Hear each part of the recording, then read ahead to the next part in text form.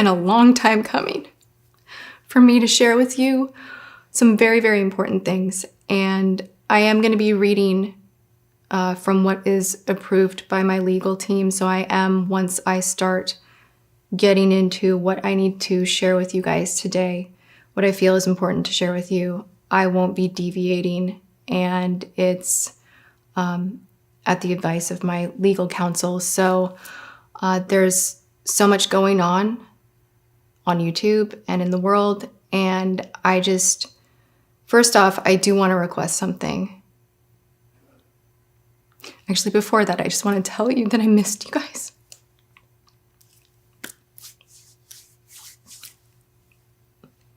A lot. And I'm sorry that you haven't seen me in a while. And I'm hoping that this video clears up a lot of the reasons why I felt I could not be online over the past couple of months. I have missed making videos, and I've missed you so, so much. But I do want to ask anyone watching this that believes in anything higher than themselves, that believes in any higher power, all higher power, all God is love and the root of love. And I am a woman of faith, and I've been praying every day over this event, scandal, whatever you want to name it. And I just ask that you press pause for a moment, and even just for 10 seconds, just cover this in prayer, because there is so much healing that needs to take place. There was a lot of injustice, and there's a lot of truth that needs to come forward, but it is not going to be easy, and it's very painful. And I don't wish harm or hate on anyone, and I just want to make that very, very clear. I'm an imperfect person, and I do my best to be caring, kind, and loving, and I screw up, and I make bad choices. And I think that we all right now, we go online, and it's really easy to make terrible choices, even with how you cast a vote on your what your opinion is of someone's news story, or whatever is going on in the world, or just anything you see in the media right now. Be mindful. We're made to feel like we have to follow the herd. And there are so many AI bots and accounts that aren't even real that influence your opinion on whatever narrative is out there. And it has just left me feeling really heartbroken. If enough people have one opinion about something, it feels like the masses turn the tide really quickly. And I've witnessed that, and I feel like I've experienced that with my own scandal, but it's even worse, like stepping back from the picture and not being like so close up to it, and actually stepping back. And with all of the sadness going on in the world, you see how quickly the tides turn. And I just want to inspire you guys, or just empower you actually, to look further into yourself and your own opinions, and don't follow the herd. Follow your heart, really. Because I thought I was following mine, but I was listening to the wrong people. So if you can take anything from this, it's listen to your heart first, and always, and don't bend on that. I feel like sometimes we're afraid to be ourselves in this world. Like, our freedom of speech is expanded in areas and limited in others, because the second that someone jumps and disagrees, it feels like so many jump with that, and you feel voiceless and afraid to speak up. And I think that's a scary part of the world right now, that some of the good is suppressed and voiceless. And I'm not here for that, and I want to speak as much of my truth as I legally am permitted to do.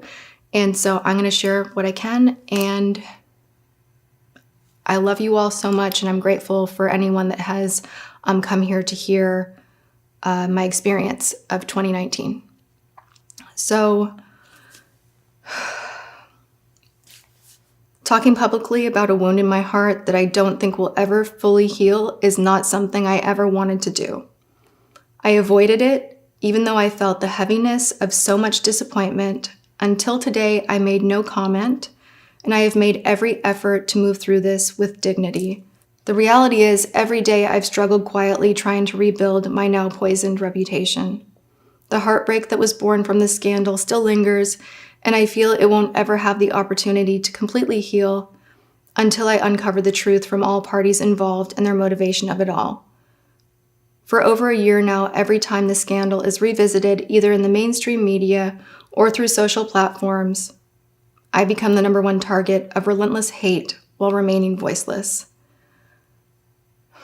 I've lost over a year of my life terrified of social media and terrified of speaking up against the people that used, coerced, and manipulated me into uploading my video in May of last year. As a result, the damage to my health, relationships, reputation, business, and general well-being have been enormous.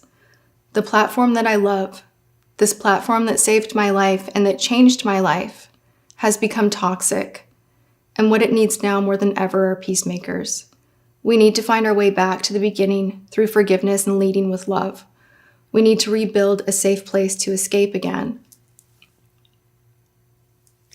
Our world seems to be falling apart all around us, so the last thing you need me to do is fuel more hate by releasing my receipts and voice memos. But I know many of you are needing some answers, as well as a long overdue apology for the role that I played.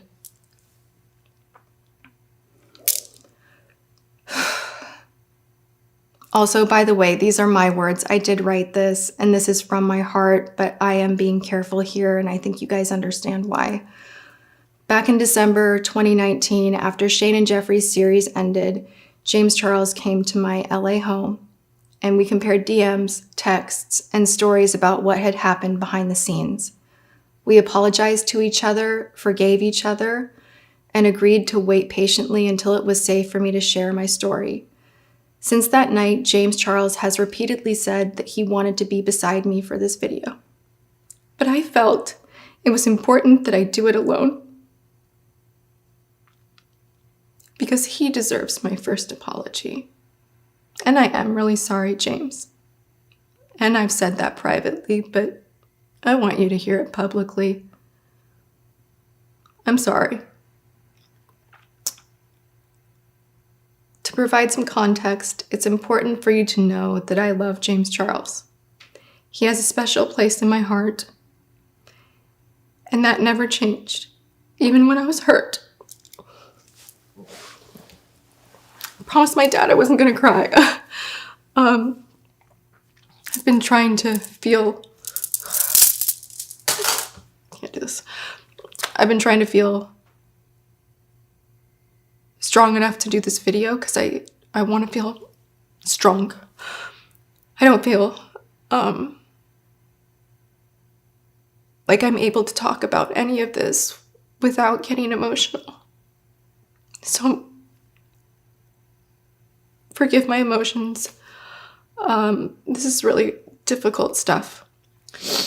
I was always more of a mentor than a friend to James Charles. I was someone he could lean on if he needed advice. He came into my life after he had sent me a tweet in 2016, and I met him in person for the first time at a Generation Beauty event in New York. Not long after that, his CoverGirl deal was made public, and he was off to the races. I was a proud friend, and I wanted nothing but good things for him.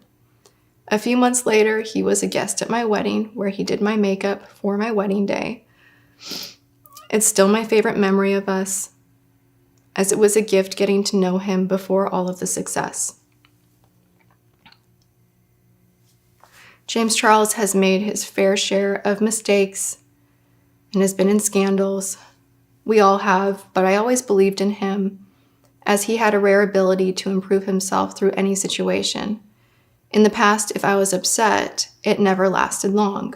He is gifted with turning pain into strength, and I've always admired that.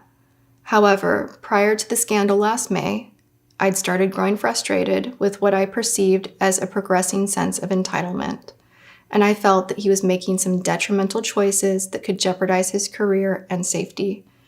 None of my concerns became overwhelming until after I met Shane Dawson.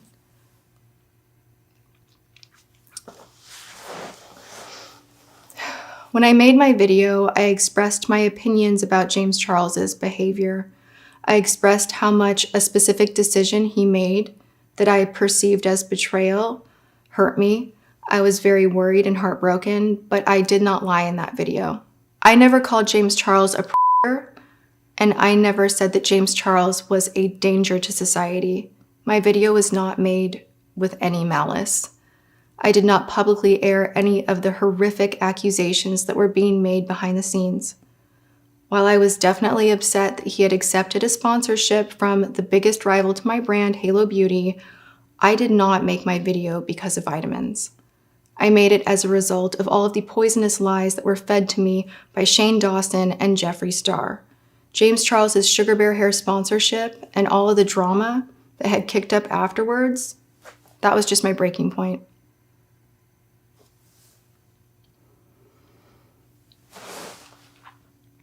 Yes, I'm a grown woman. I'm smart. I can usually spot deceit and manipulation a mile away, but my guard was down from being heartbroken, and I allowed myself to be worked by Shane, Jeffree, and others. After my video went up, I was never served a lawsuit or any cease and desist letters. I only privated my video at the request of YouTube because YouTube said it was a bad look for their platform. James, I am so sorry that I allowed myself to be poisoned and weaponized against you. I'm sorry that I bought into any of their lies.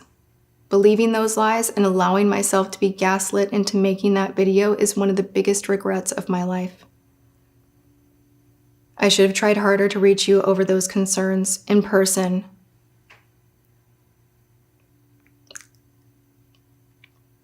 And I'm sorry for giving up on you. The information they were giving me was terrifying. I thought your career and freedom were in jeopardy. I was trying to get you to put your phone down and seek help because I was told there were a lot of victims that were going to come forward to destroy you. I was foolish for believing them. I was scared. I thought if I called you out, you would put your phone down and stop the detrimental behavior I was being made to believe was true. James, I apologize for uploading that video. I should have known better than to fall for their lies and manipulation, but in the end, I failed. And instead, I allowed Shane and Jeffree to put a wedge between our friendship. Jeffree Star first contacted me early in his YouTube career wanting to meet. But it wasn't until 2017 that we started speaking. I knew that Jeffree had had a lot of drama in his past, but when he came to me, he presented himself as someone who had changed and was trying to be better. I saw his pain and I felt that I could be a positive influence. As time went on, I learned that being friends with Jeffree Star was like being friends with a lion. Yes, he may have been dangerous, but he was always really kind to me. From time to time, I would see improvements, which were followed by setbacks thereafter, but overall, I thought he was growing as a person. And again, I thought I could be a good example for him.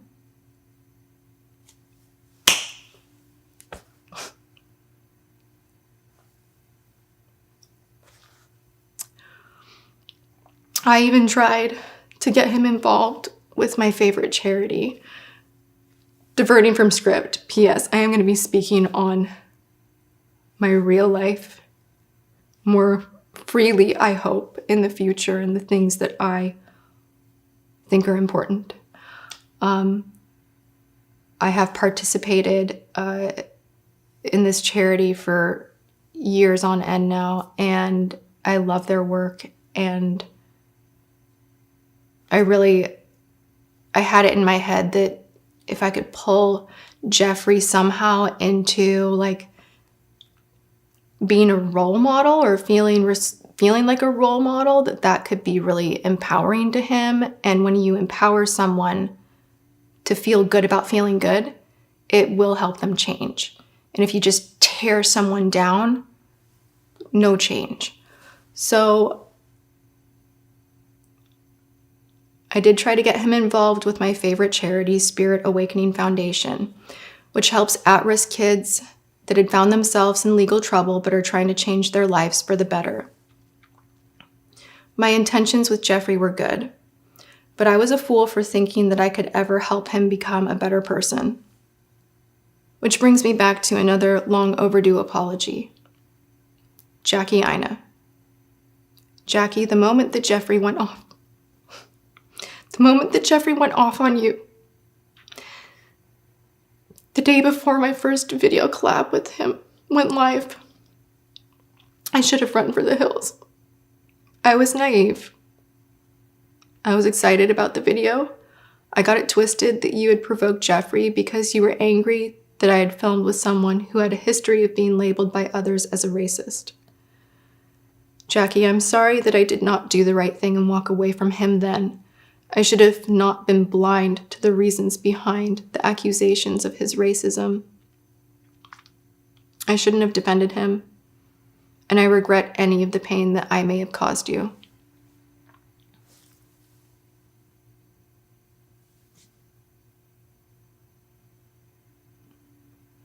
And for the record, loud and clear, I've always liked you, and I've always enjoyed you, every interaction that we've had face to face.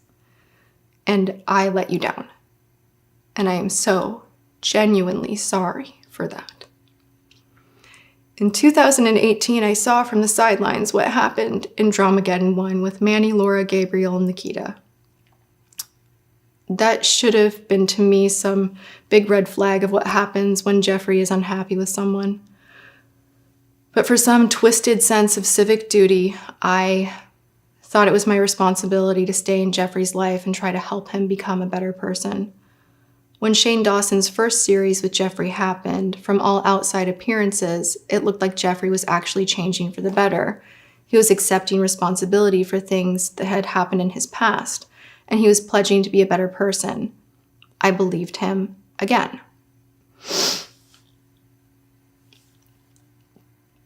During those first 2 years of knowing Jeffrey, it's important to note that we did not actually spend much time together. I was invited a few times to go to his home, but I usually declined. On the 2 occasions that I did go to his home, I did not stay long because I don't smoke marijuana and I just don't like to be around it. Likewise, he came to my home on a few occasions and he also did not stay long. So the vast majority of our relationship was primarily by FaceTime, telephone, or texts. Sometimes weeks or months would go by without hearing anything from him, but I always heard from him when he was involved in drama or when he had a new launch about to happen. Though I recognized this pattern, any suspicion that I had of being used was clouded by the hope that he actually cared for me and that I was a positive influence in his life. As a result, I usually would take his snarky statements about others with a grain of salt. One thing that he did that did concern me a lot was how he would frequently comment about how much dirt he held on other brand owners and members of our YouTube community.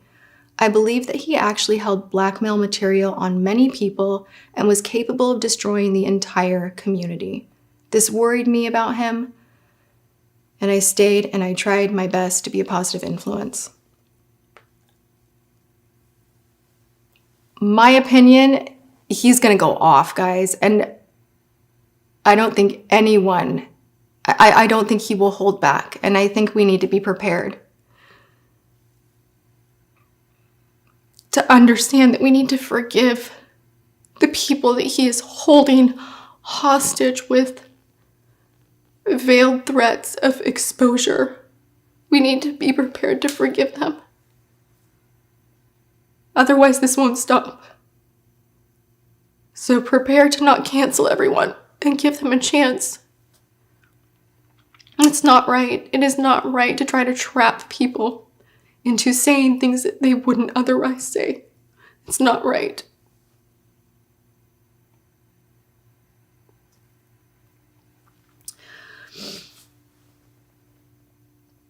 I was blind. I was so blind. And I don't want any part of it anymore. None. None.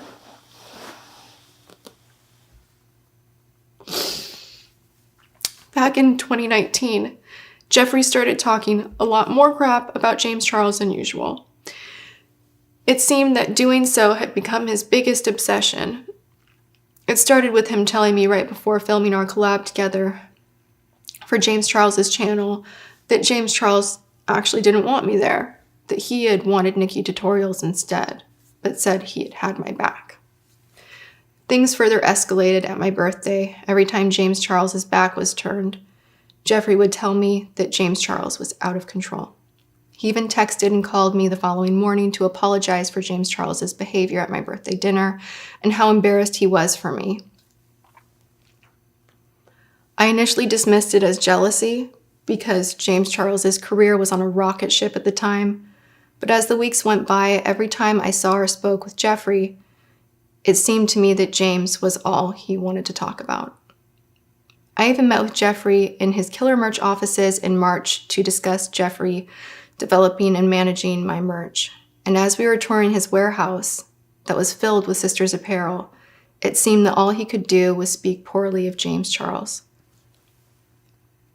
Over the next few weeks, Jeffrey began talking to me about how Shane Dawson was a big fan of mine and wanted to meet me, and how I should be involved in their docuseries. Eventually, Shane reached out to me by text and started DMing me on Instagram. Shane said I was the queen of makeup reviews on YouTube, that I was his favorite beauty channel, and he wanted me to teach him all about makeup. I didn't know much about Shane Dawson. I knew that he was viewed as the king of YouTube, and he had done amazing series with Bunny, and I hadn't watched much of anything else other than Jake Paul series and, of course, the series with Jeffrey. In all honesty, I was looking forward to meeting Shane. I had actually hoped he would want to help me tell my personal story one day about all the pain and heartbreak in my life that led me to wanting to start my own YouTube channel back in 2010. I wish I had researched him better. I wish I had watched his old videos. I wish I had educated myself and I was aware of his earlier content. All I knew at the time was that Shane Dawson was the most adored documentary filmmaker on YouTube, so I invited him over to my home to play with makeup and to get to know him. Shane came over one afternoon in April and I opened up and shared things that I've only shared with my closest of friends. I shared that I had been the victim of sexual assault. I spoke about my faith and told him how deeply I feel for others. He shared with me that he was an empath and that he could feel all of my pain. He pledged his unending friendship and loyalty to me forever in this life and in the next one. He told me that God had called me to be a beacon of light for the world so that it could be a better place. He also shared that Jeffrey had wanted me to have a small role in their docuseries, but the entire series was quickly changing because there was something horrible happening in our community with James Charles. He said that James Charles was a monster with many victims.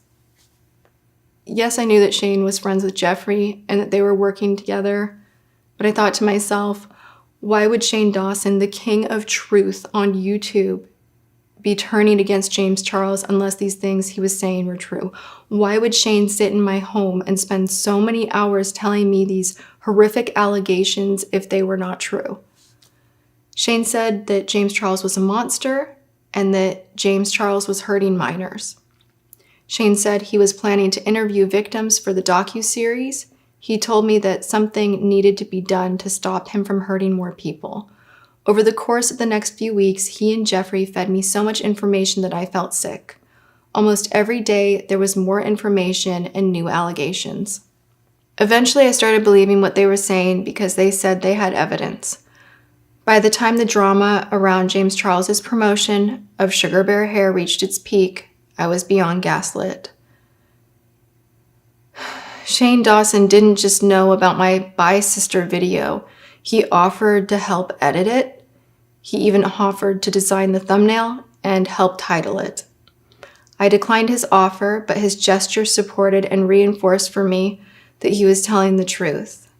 Why else would he jeopardize his career? So surely Jeffrey was telling the truth too.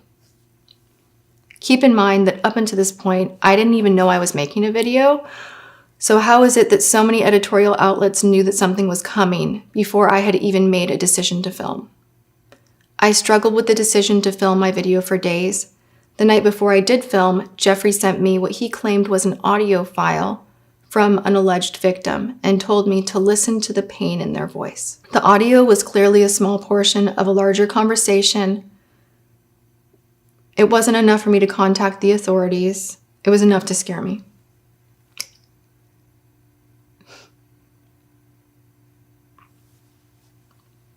As a victim of abuse myself, I know how terrifying it is to think of facing public humiliation and legal proceedings. It wasn't my place to contact authorities. It was not my place to contact authorities or the alleged victim, and I made no mention of it in my video. The night before posting my video, Bye Sister, I texted Shane sharing my concerns for James Charles, that he was out of the country on the high floor of a hotel and I was afraid for him hurting himself. Shane texted me back and said that I should not be nervous about the 50th floor, that James Charles was a narcissist and that he would never do that. The day the video went up, Shane requested to come over to my home and film and document what was happening. I declined. After a few days of Jeffrey fanning the flames on Twitter, no victims appeared as they had stated would happen, and no evidence came forward as they stated would happen. The last time I spoke with either Jeffrey or Shane on the phone was the night before Jeffrey's "Never Doing This Again" video. Shortly after, the relationship dissolved entirely, and I was so confused. I bought into the conspiracy theory that what happened was all a social experiment, and that maybe James Charles was even involved, and that there was going to be a big reveal in Shane's docu-series, and that I would be the fool who fell for it. Shane never reached out to check on me, and he never shared the trailer with me.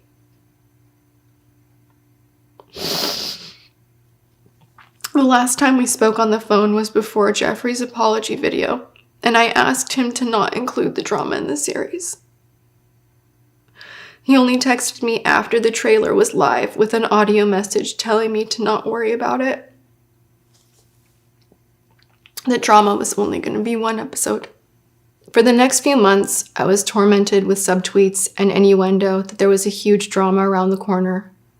I felt that I was a liability to them and that I knew too much, so I put all of my text messages and other files on a hard drive and told a few people that I was afraid for my life and had given everything to my lawyers.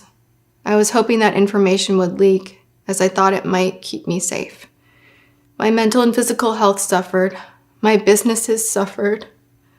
It was all I could do to pull myself together for the launch of Tati Beauty.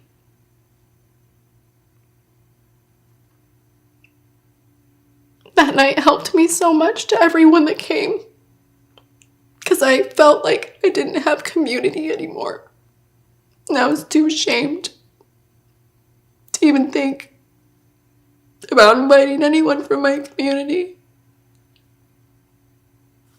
And I'm just so grateful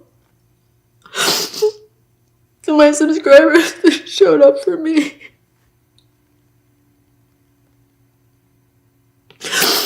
And I just hope that you're still there.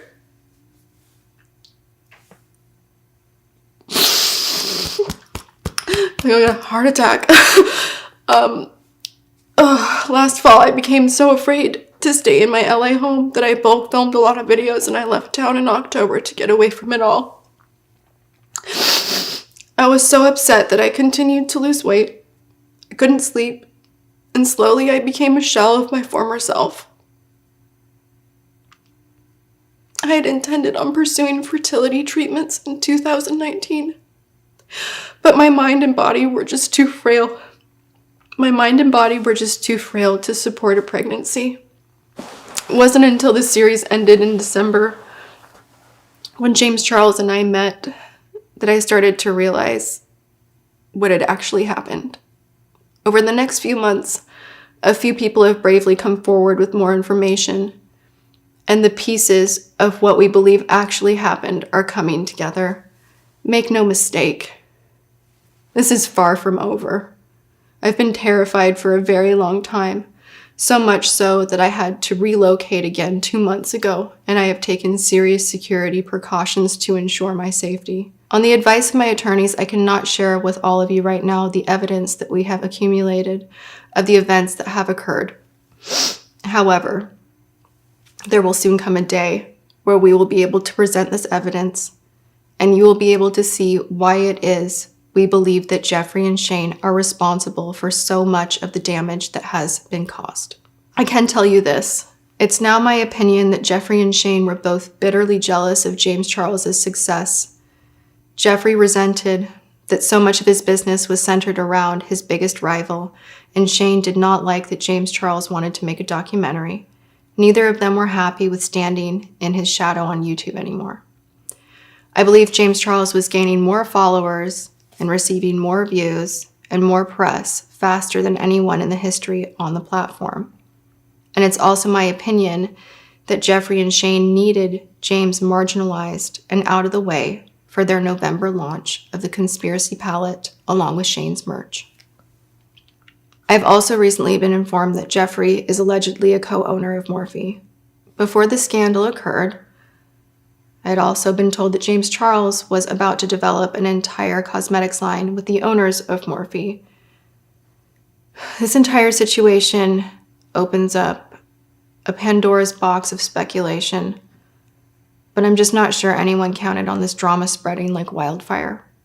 It's my opinion that everyone involved got scared, and their plan changed multiple times as I refused to play along or engage with the drama over the next several months. A year later, it is now my opinion that James Charles was not their only intended target. I believe that there are many different people who have unclean hands in all of this, and there was a coordinated plan to keep me quiet and push me out of the way for other business reasons.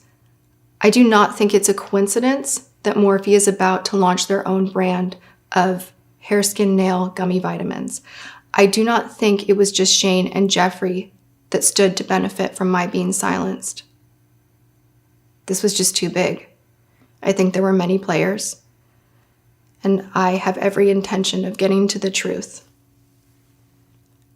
In early May, when Jeffrey went on a podcast and denied responsibility for his involvement and placed blame on me, it was both cowardly and defamatory.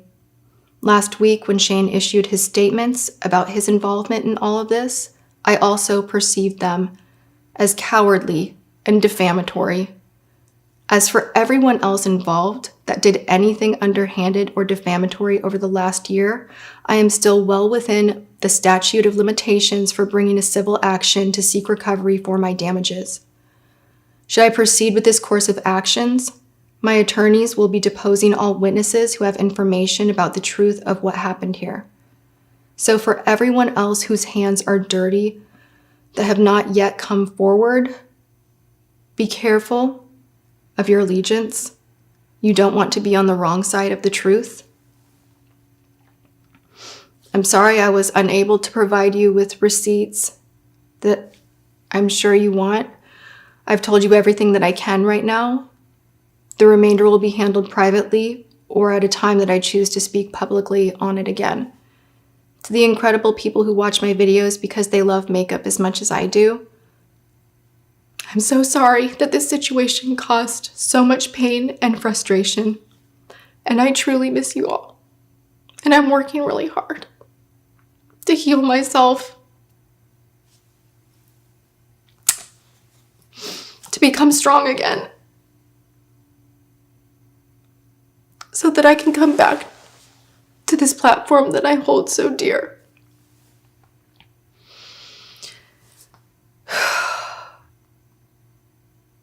Doing a really terrible job not crying, Dad. I'm sorry.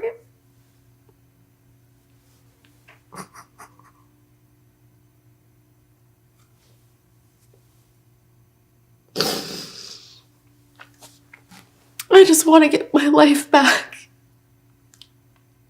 And I don't want to feel like this. For what? In the description below this video, you're going to find a link where you can learn more about the Spirit Awakening Foundation that was founded by one of my biggest heroes and spiritual advisors, Akuyo Graham. Like, public thank you to you, because this woman helped me so much.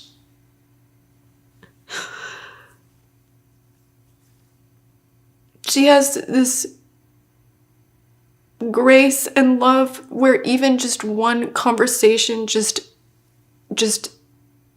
really challenges you to look at things through the scope of love and of only rehabilitating and of only loving through it.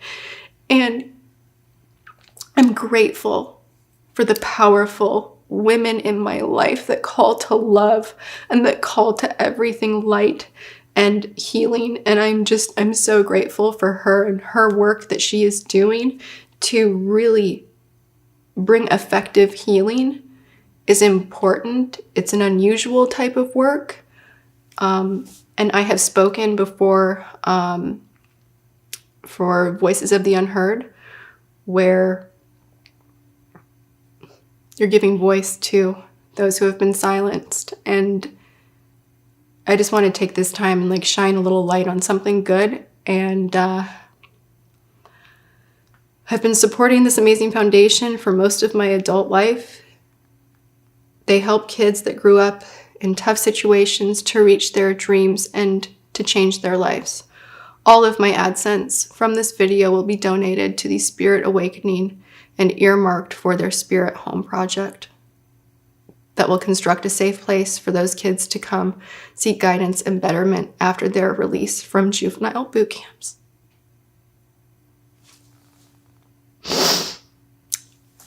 I appeal you to please take something from my hard lesson learned and be careful who you let influence your decisions. What you see in the media online and what you hear from friends is not always the truth. Do not allow yourself to be manipulated into doing harm in the name of justice. Try to seek peace. Try to find love. Try to hear others' truth. People just want to be heard. So meet them with love and understanding. And I want you all to know that I love you and I love this career so much. Ooh, the sun's going down. I'm going to go for now.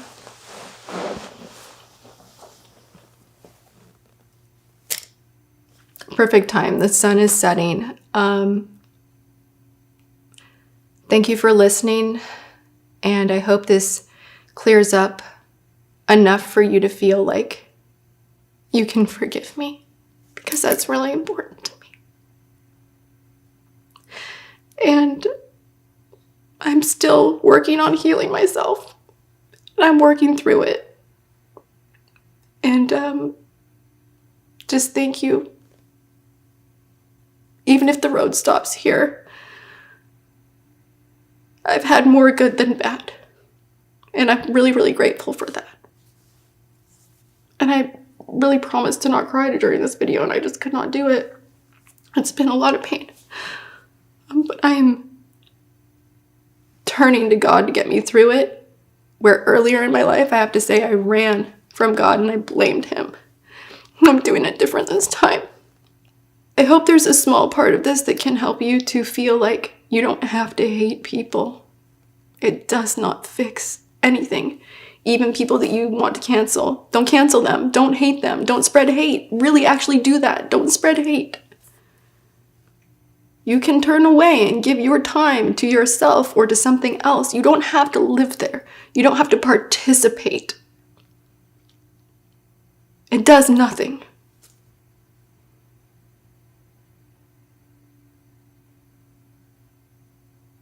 I'm praying for this pain to be healed, and I just want you guys to know that I love you so much. I don't know when you'll see me again. I don't know when you'll see me again. Hopefully sooner than later, but thank you for hearing me out. And at some point I'll be back. And I hope that you will be back as well. All right. I love you all.